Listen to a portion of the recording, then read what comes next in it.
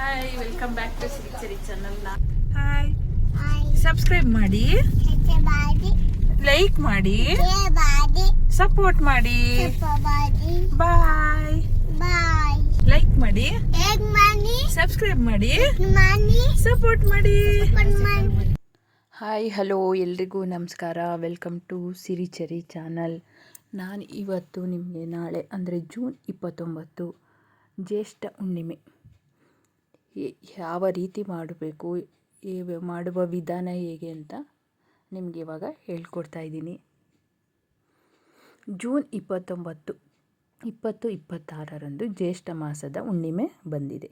ಇದನ್ನು ಹಿಂದೂ ಧರ್ಮದಲ್ಲಿ ಅತ್ಯಂತ ಪವಿತ್ರ ಮತ್ತು ಮಹತ್ವದ ದಿನವೆಂದು ಪರಿಗಣಿಸಲಾಗುತ್ತದೆ.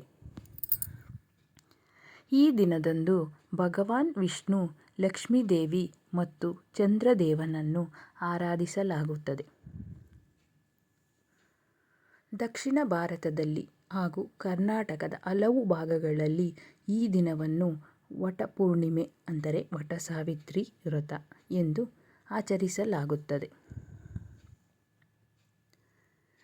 2026ರ ಜೂನ್ 29ರ ಹುಣ್ಣಿಮೆಯ ತಿಥಿಯು ಜೂನ್ 29ರ ಮುಂಜಾನೆ 3:06 ಆರಂಭವಾಗಿ ಜೂನ್ 30 ಮುಂಜಾನೆ 5:26ಕ್ಕೆ ಮುಕ್ತಾಯಗೊಳ್ಳುತ್ತದೆ.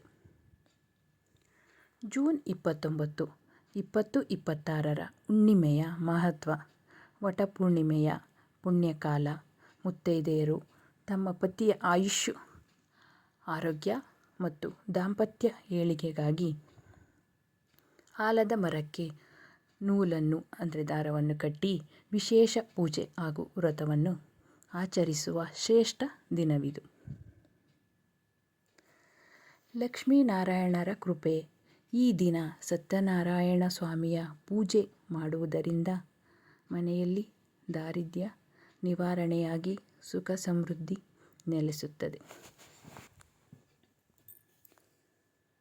ಚಂದ್ರನ ಬಲ ವೃದ್ಧಿ. ಜ್ಯೋತಿಷ್ಯ ಶಾಸ್ತ್ರದ ಪ್ರಕಾರ ಹುಣ್ಣಿಮೆಯ ದಿನ ಚಂದ್ರನ ತನ್ನ ಪೂರ್ಣ ಕಲೆಗಳಿಂದ ಕೂಡಿರುತ್ತಾನೆ. ಈ ದಿನ ಚಂದ್ರನನ್ನು ಆರಾಧಿಸುವುದರಿಂದ ಮಾನಸಿಕ ಶಾಂತಿ ಸಿಗುತ್ತದೆ ಮತ್ತು ಜಾತಕದಲ್ಲಿ ಚಂದ್ರನ ದೋಷಗಳು ನಿವಾರಣೆಯಾಗುತ್ತವೆ. ಹುಣ್ಣಿಮೆಯ ದಿನ ಮಾಡಬೇಕಾದ ಕೆಲಸಗಳು ಅಂದರೆ ನಾವೇನೇನು ಮಾಡಬೇಕು. ಪವಿತ್ರ ಸ್ನಾನ ಮತ್ತು ದೀಪಾರಾಧನೆ. ಮುಂಜಾನೆ ಬೇಗ ಎದ್ದು ಜಲಮೂಲಗಳಲ್ಲಿ ಅಥವಾ ಮನೆಯಲ್ಲಿ ಗಂಗಾ ಸ್ಮರಣೆ ಮಾಡಿ ಸ್ನಾನ ಮುಗಿಸಿ ದೇವರ ಮನೆಯಲ್ಲಿ ತುಪ್ಪದ ದೀಪವನ್ನು ಬೆಳಗಿಸಬೇಕು. ಅರಳಿ ಮತ್ತು ಆಲದ ಮರದ ಪೂಜೆ. ಮುತ್ತೈದೆಯರು ಆಲದ ಮರಕ್ಕೆ ಅಂದರೆ ವಟವೃಕ್ಷ ನೀರೆರೆದು ಹಳದಿ ಅಥವಾ ಬಿಳಿ ನೂಲನ್ನು ಸುತ್ತಿ ಪ್ರದಕ್ಷಿಣೆ ಹಾಕಬೇಕು. ಸಾಮಾನ್ಯರು ಅರಳಿ ಮರಕ್ಕೆ ಸಂಜೆ ವೇಳೆ ದೀಪ ಹಚ್ಚುವುದು ಉತ್ತಮ.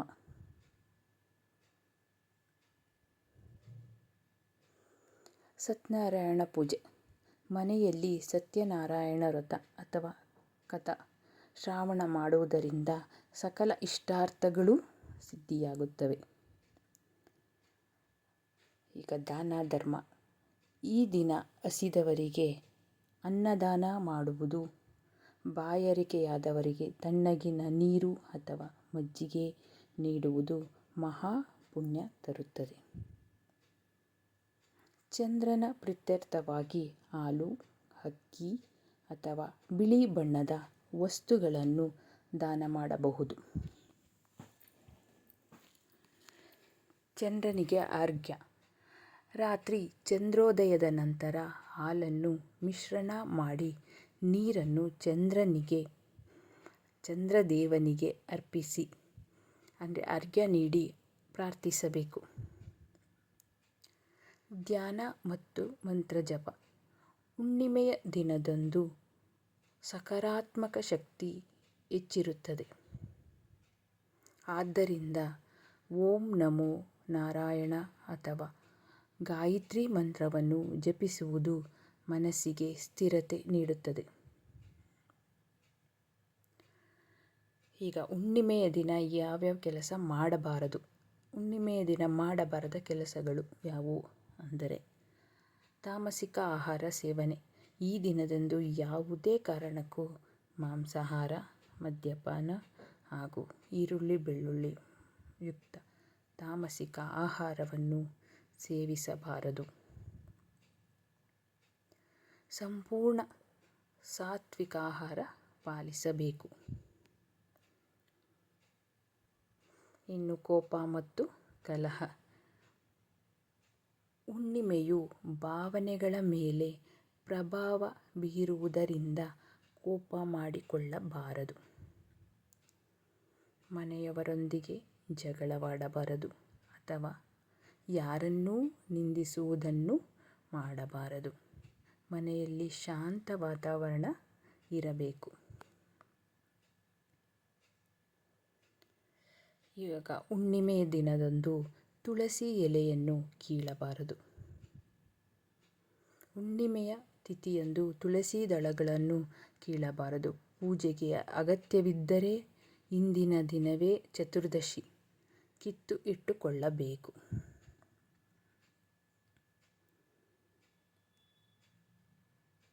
ಸೂರ್ಯೋದಯದ ನಂತರ ಮಲಗುವುದು.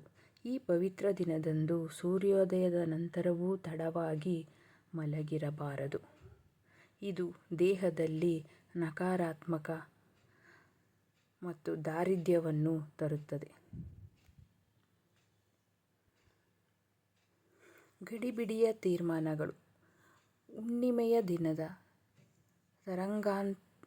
ತರಂಗಾಂತರಗಳು ಮನಸ್ಸಿನ ಮೇಲೆ ಪ್ರಭಾವ ಬೀರುವುದರಿಂದ ಯಾವುದೇ ಪ್ರಮುಖ ಕೌಟುಂಬಿಕ ಅಥವಾ ಕಚೇರಿಯ ನಿರ್ಧಾರಗಳನ್ನು ಗಡಿಬಿಡಿಯಲ್ಲಿ ತೆಗೆದುಕೊಳ್ಳಬೇಡಿ. ತಾಳ್ಮೆಯಿಂದ ಇರುವುದು ಅಗತ್ಯ.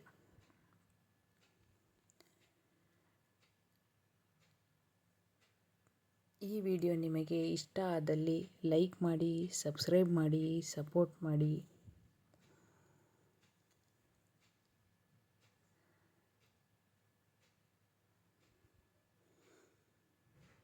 ಧನ್ಯವಾದಗಳು ಫ್ರೆಂಡ್ಸ್. ಇಷ್ಟ ಆದರೆ ಲೈಕ್ ಮಾಡಿ, ಸಪೋರ್ಟ್ ಮಾಡಿ, ಸಬ್ಸ್ಕ್ರೈಬ್ ಮಾಡ್ಕೊಳ್ಳಿ. ಧನ್ಯವಾದಗಳು.